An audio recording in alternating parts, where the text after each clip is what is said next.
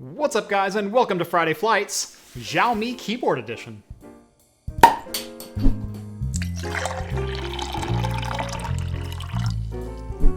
one thing that was pointed out to me recently is even though I have beer on every single video, I actually don't do beer reviews. So I'm thinking about doing that in all of my post-roll from now on. So if you're interested in hearing my thoughts on the beer, stick around after the show.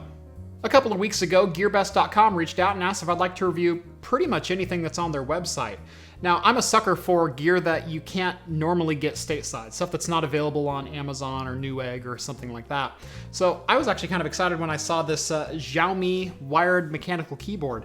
I have no idea what switches are in here. I have no idea what features are on this, but it looked interesting, and I do know it has a CNC aluminum top. And for only $50, it's kind of an intriguing looking keyboard, but we'll see if there's any substance inside of it. So this is the Xiaomi YXJP01YM. It's a 785 gram keyboard that measures 440 by 131 by 40 millimeters tall. It says so right on the back of the box, and that's pretty much everything that's in English. Now, according to the website, this is a gaming mechanical keyboard with an RGB flashback on the 104 key layout. It does have RGB dynamic lighting effects, although I have no idea if the lighting is customizable or changeable, or if it's just going to be some rainbow that washes over the keyboard. I guess we'll find out together. It does have, like I said, a CNC aluminum cover, which I was really excited to see. I love keyboards that are nice and rigid and have a premium feel to it, so I have high hopes for this. Let's stop talking about it and just open the box and see what this thing's all about.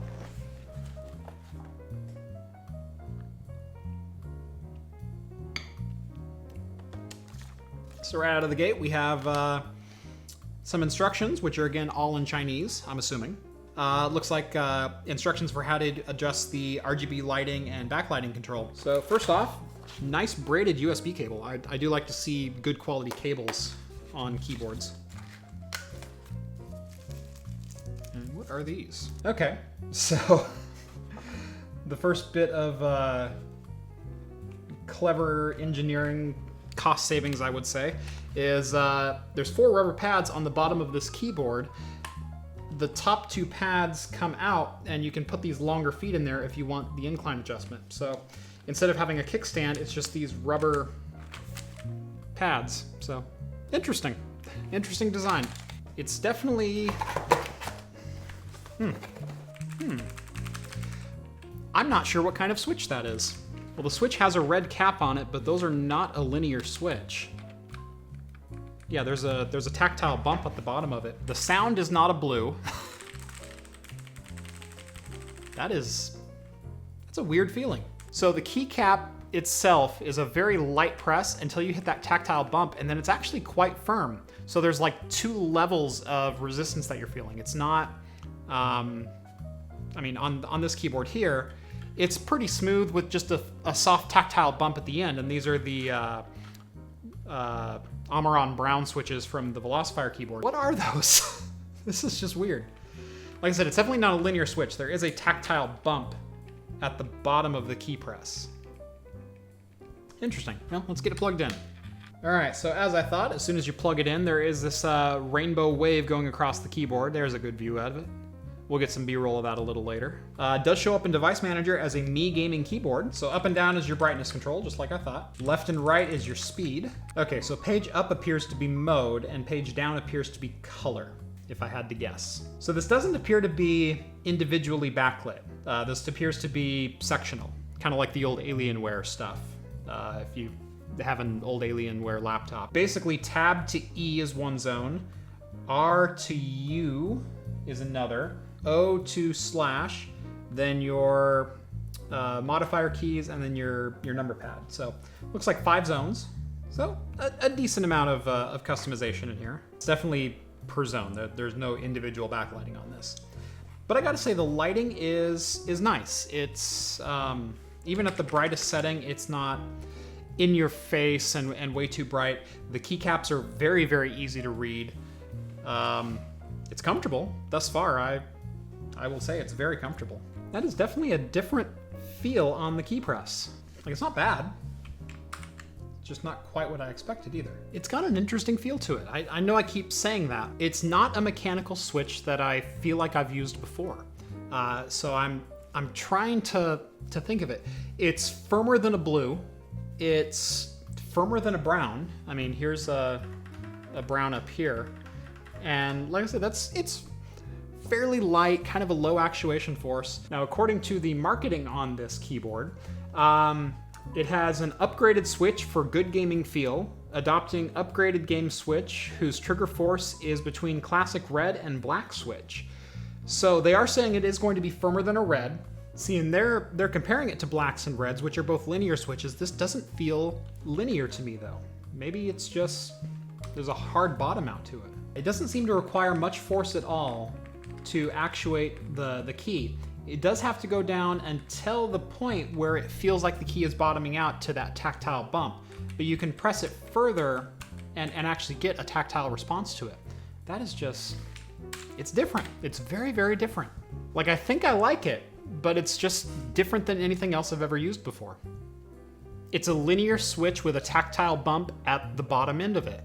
The tactile bump is not the actuation point. It actually happens just above that bump, which is very, very unique. I mean, you've got browns and blues, which the actuation happens after the tactile bump.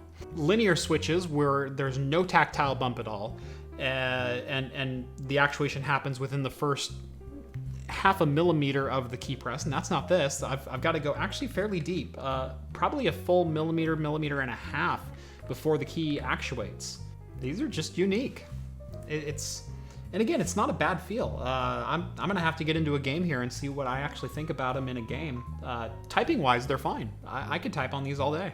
So before we get into the performance aspect, I'm gonna talk about the build quality. They say it's a CNC aluminum machined top. And while the top looks decent, and it's definitely metal, it's very, very thin. Very, very thin. And it's so thin, in fact, the whole keyboard can flex. And the bottom plastic is not great. It's a very, I'm just gonna say cheap feeling plastic. I think it's fine, although the keyboard does flex a little bit here in the center. Number one, because it's not relying on metal or firm plastic feet. It's sitting on these really thick rubber pads, which do have quite a bit of give to them. But beyond that, there's quite a bit of flex here in the middle of the keyboard. It's not a terrible amount, and I think it's certainly doable, but I tend to be a little bit more of a heavy-handed typist, and it's certainly something that I'm noticing. I am a little bit disappointed with when you say something is CNC machined aluminum and premium build quality. I have a certain expectation built up in my mind. And this, for me, isn't quite living up to that expectation, especially because of the much cheaper plastic they ended up using for the bottom shell of this. I think had they gone with a little bit more of a premium plastic, maybe an ABS, this probably would feel a lot better in my mind. And if they didn't use these rubber feet, there'd be a lot less flex in this keyboard. So overall, nice keyboard, good feel, $50. This doesn't quite feel like a $50 keyboard. It's close. It's very close. Like, I'm not going to say it's a bad keyboard and not worth getting at $50. It's just $50 is probably pushing what I would pay for this particular board. If this did deliver on the premium feel that they tried exuding in the marketing materials, I'd be way more on board with this. If the metal was a little bit thicker and there was a more premium plastic on the bottom, I'd be much more on board. You know, had they gone just that little bit of an extra mile, absolutely I think this would be worth $50. It's a little bit of a stretch though. So I'm going to try to bring you guys along for a little bit of my gaming ride. I've been gaming on this for a couple of minutes now. I'm gaming on the streaming PC that's recording the camera right now, so I'm not sure if this is going to work, but we'll give it a shot here. So the one thing I really noticed as I'm playing the game is I don't mind the feel of this keyboard. And for typing, I really liked the feel of this keyboard, even though the key press was more of a linear key press with a tactile bump at the end rather than a true linear or a true tactile press. What I'm feeling while I'm playing in the game, though, is there's a mismatch between what I'm hearing and what I'm seeing on the screen, and it's really confusing the heck out of my brain.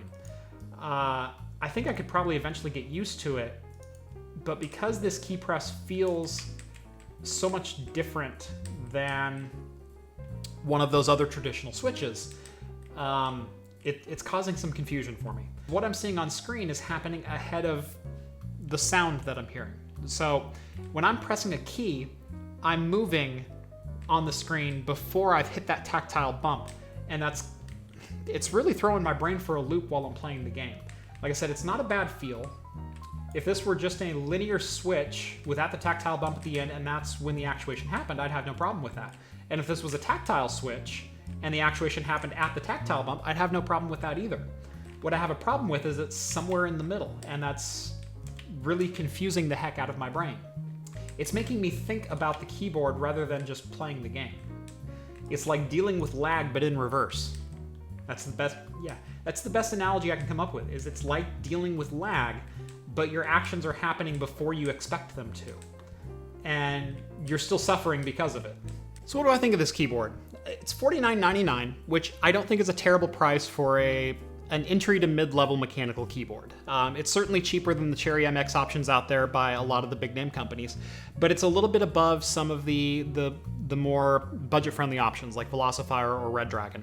It's not a bad feeling keyboard, but I feel the quality of the build is a little bit below what I'm getting on some of those less expensive budget boards, like the Velocifier. I've got the Velocifier TKL02, and this is a solid keyboard. There's really no flex in it. I'm having a hard time getting any kind of bend to it. There's zero deck flex. There's built-in feet that are on a hinge.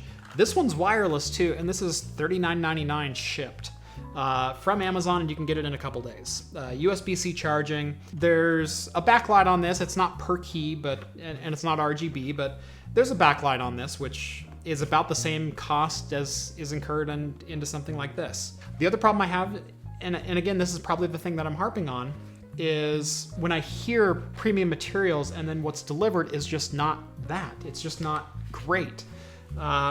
It goes down in my mind a little bit. I don't think this is a bad keyboard. I would not use this as a gaming keyboard. I think this is certainly more of a typography keyboard, of a typist's keyboard. I think it works fine for office use. It's not the loudest keyboard in the world for a mechanical, and the tactile bump at the end of that switch is nice. It's a good feel. For a gaming keyboard, like I said during the gaming session, it feels like I'm having to deal with lag, but on the inverse, where actions are happening on screen before I'm feeling the reaction physically. And that's just weird. It's a weird thing to wrap my head around, and I don't know that I liked it. So the RGB is good, the typing feel is good, the game feel is not great, and the materials are a little bit subpar for what I expected.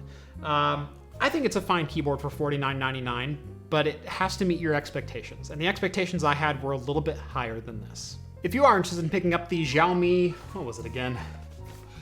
The Xiaomi YXJP01YM gaming mechanical keyboard, you can certainly do that. Visit the link down in the video description to gearbest.com. They offer worldwide shipping and quite a lot of products that you can't find on Amazon. And if you can't shop Amazon in your neck of the woods, well, they probably deliver to you, so check them out. And that is going to wrap this one up. Thank you guys so much for watching. Make sure to follow me on Twitter at Craft Computing. Check out my live show Talking Heads every Wednesday night at 8 p.m. Pacific for the latest in beer and tech news. And if you're interested in financially backing this channel, make sure to look me up on Patreon. Links down in the video description, where a $1 donation per month can get you access to my Discord server, chat with myself and the other hosts from Talking Heads. And every dollar you donate really does help keep the lights on and keep content coming to you. So thank you guys so much for your support. Thank you guys so much for watching, and I will see you in the next video. Cheers, guys.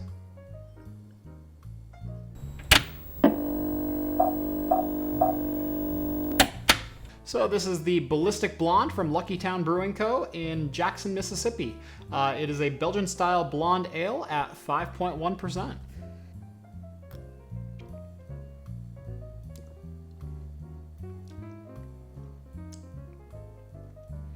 I don't think they got the Belgian side of it right. Like, I can see where they're trying. It's got this sour tang to it that's really weird.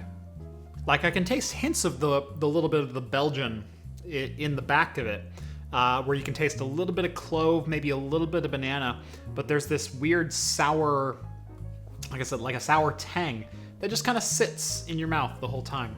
In fact, I taste more sour now than I do really anything else. I will say it's very cold. Maybe once it warms up, some of those other notes will go out, but I don't think that sour is going away. When Ballistic Blonde walks through the door, you know your night's about to change. She's stronger than most, but goes down easy with the body of a rifle stock and high caliber flavor. You'll be saluting her by the bottom of your first can. She's got you in her sights, and you love it. 12 fluid ounces of pure luck. What I'm tasting here is not living up to that little speech.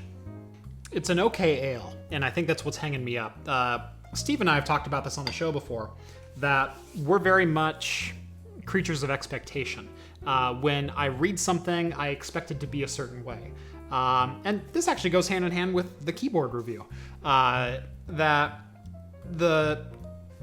I hear CNC machined aluminum, I expect a good, high quality, solid keyboard, and what I got here is just kind of, it leaves me wanting a little bit more. This isn't a terrible beer, and this isn't a terrible keyboard. It's just when your marketing materials say X, Y, and Z, I expect X, Y, and Z out of you. And if Z falls short, well, sorry, you fell short. If you had just promised X and Y, you'd probably be fine. It's a fine blonde ale. Not great. It's not a great beer. If I were on Untappd, I'd probably give this like a 2.75, maybe a 2.5. It's drinkable. On a warm summer day, it's fine.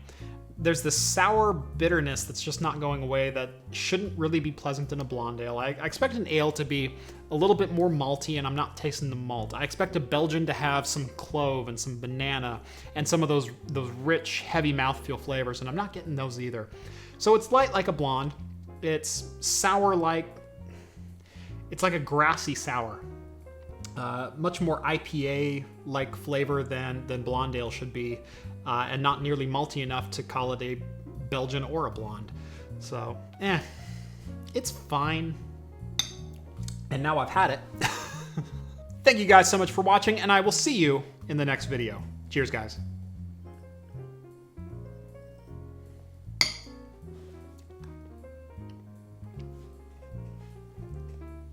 There's nothing Belgian about that.